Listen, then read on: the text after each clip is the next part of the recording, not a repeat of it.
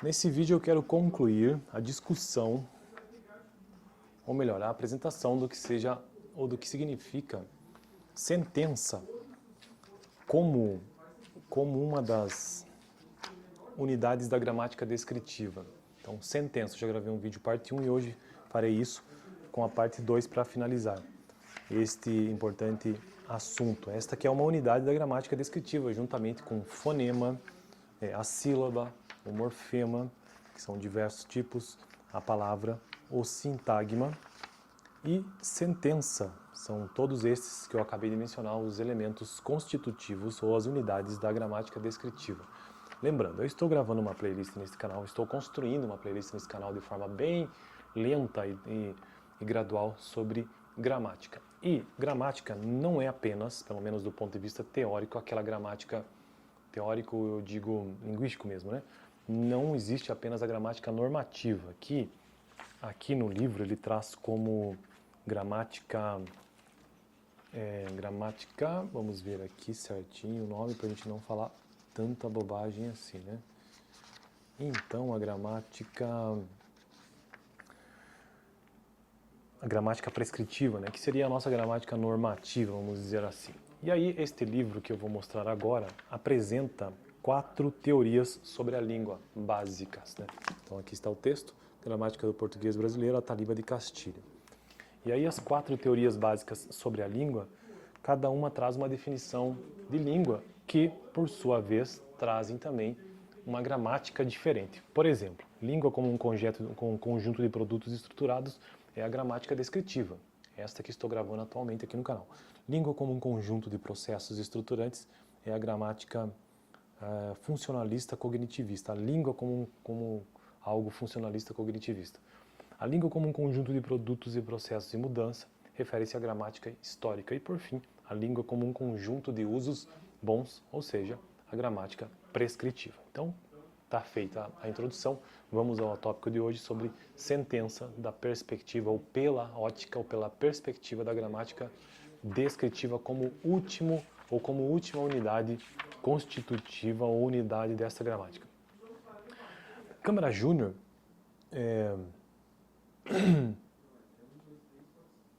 Câmara Júnior, por exemplo, reconhece Câmara Júnior um linguista bastante importante brasileiro de 1942 a 1954, o texto dele aqui, né?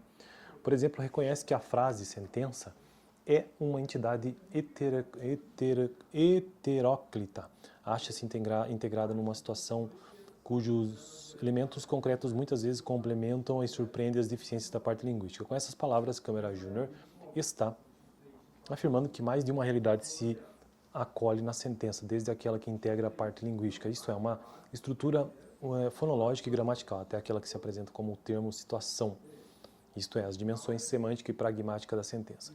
Se isso serve de consolo, podemos lembrar como Jespersen, que, embora não exista acordo entre os gramáticos no nível da teoria, acontece o contrário na prática. Quando se lhe oferece um grupo de palavras, eles são perfeitamente capazes de decidir se trata ou não de uma verdadeira oração ou sentença.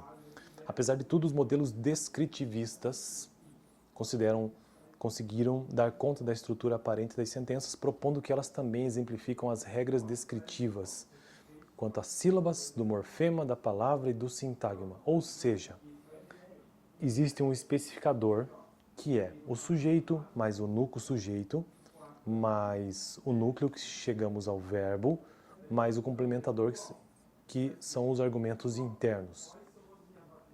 Então, sujeito e núcleo, o verbo mais o complementador, compondo a sentença. Então, deixa eu repetir aqui os componentes de uma sentença de acordo com a gramática descritiva.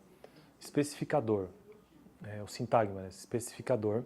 Deixa eu ver aqui, peraí. Está propondo também as regras descritivas. Beleza.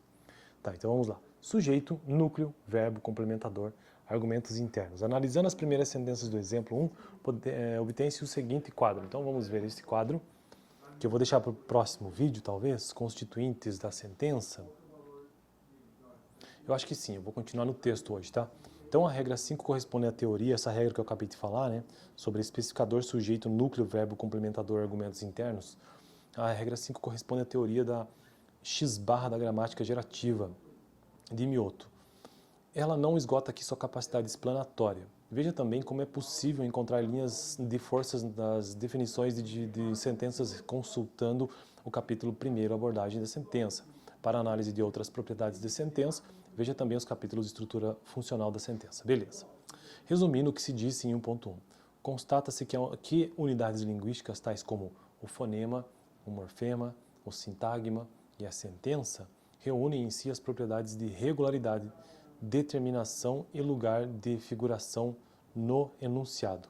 O sintagma e a sentença exibem também a propriedade de concordância. Em seu conjunto, essas propriedades retratam a conexidade que encontramos no interior de cada unidade. Mas, sabe, uma coisa que eu estou notando no final desse texto, que nós já vimos no vídeo passado, que significa sentença de fato para a gramática descritiva, que é a unidade que associa propriedades fonológicas, sintagmáticas, sintático-funcionais, semânticas e pragmáticas. Essa é a complexa definição de acordo com a gramática descritiva. Mas eu estou vendo aqui no final do texto que, na verdade, ele está fazendo já um apanhado geral de todas essas unidades da gramática descritiva. Então, para finalizar o vídeo sobre sentença, deixa eu dar uma olhada no quadro, então, que eu deixaria para o próximo vídeo que quero fazer agora. Ou seja, constituintes da sentença. Vamos ver. Nós temos aqui 4 pontos. Então, sentenças, sentença 1, sentença 2, sentença 3 e sentença 4. E os constituintes da sentença são os seguintes. A margem esquerda da sentença é o que ele denomina de especificador. O núcleo é onde está o verbo, o núcleo da sentença. E a margem direita é o complementador. Então veja que, para entendermos que sentença para a gramática descritiva está constituída de 3 partes. Margem esquerda, núcleo e margem direita. Margem esquerda é o especificador, o núcleo é o verbo e a margem direita o complementador. No primeiro exemplo nós temos então, eu estive em Curitiba. Eu seria o especificador, enquanto que eu estive é o núcleo, o verbo, e em Cumanã, em Curitiba, o complementador. Segunda sentença, é uma praia. Aqui nós não temos especificador, mas temos um núcleo, que é o verbo é, e temos um complementador, que é uma praia. Terceiro exemplo, é um lugar, um litoral muito bonito. Nós também não temos especificador, a margem esquerda, temos um núcleo, que é o verbo é, e a margem direita, o complementador, um lugar, um litoral muito bonito. Por fim, a última frase, que aliás é muito parecido com o nosso litoral norte, nós temos aqui um especificador à esquerda, que são os termos que, aliás, o núcleo é muito parecido, e a margem direita, o complementador, com o nosso litoral norte. Então, finalizando o vídeo de hoje, ou melhor, esses últimos vídeos sobre sentença, de acordo com a gramática descritiva, os constituintes da sentença, repetindo, são especificador, núcleo, geralmente o verbo, e complementador. No próximo vídeo, então, um texto com um apanhado geral desses últimos tópicos sobre unidades da gramática descritiva.